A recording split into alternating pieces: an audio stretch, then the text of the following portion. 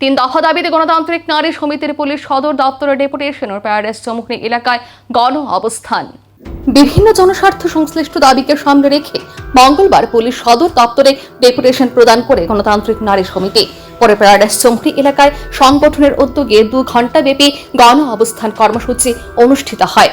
গণ অবস্থান থেকে সংগঠনের নেতৃবৃন্দ 3 দফা দাবি উত্থাপন করেন। তাদের দাবিগুলির মধ্যে রয়েছে পেট্রোল, ডিজেল, রান্নার গ্যাস সহ নিত্য প্রয়োজনীয় দ্রব্যের মূল্য বৃদ্ধি রোধ করা, অঙ্গনওয়াড়ি কেন্দ্র থেকে শিশু প্রত্যাহার এবং কর্মী সহায়িকাদের কর্মসংস্থানের সুযোগ সংকুচিত করার পদক্ষেপ বন্ধ করা। পাশাপাশি শান্তিনিকেতন মেডিকেল কলেজের কর্মী মনীষা দাস হত্যাকাণ্ডের অভিযুক্তদের দ্রুত গ্রেফতার করে দৃষ্টান্তমূলক শাস্তির আওতায় আনা।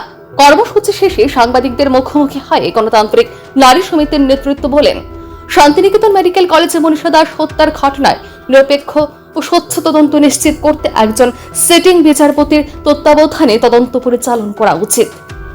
তারা অবিলম্বে ঘটনার পূর্ণাঙ্গ তদন্ত এবং দোষীদের বিরুদ্ধে কঠোর ব্যবস্থা গ্রহণের দাবি জানান।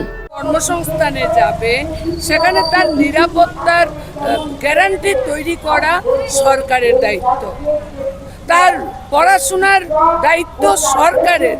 কিন্তু আমরা লক্ষ্য করছি আমাদের রাজ্যে নারীদের নিরাপত্তা আজকে তলানিতে ঠেকেছে। শুধু মনীষা দাস না, আনন্দনগরে 8ম শ্রেণীর ছাত্রী, তার উপর একটানা 6-7 ঘন্টা তার উপর রেপ সংগঠিত হয়েছে।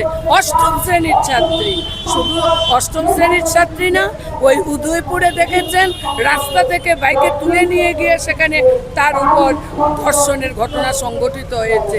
সংগঠনের পক্ষ থেকে সতর্ক করা হয়, দাবিগুলি দ্রুত পূরণ না হলে আগামী দিনে আরো বৃহত্তর আন্দোলন করে তোলা হবে। Bureau report, news vigilant.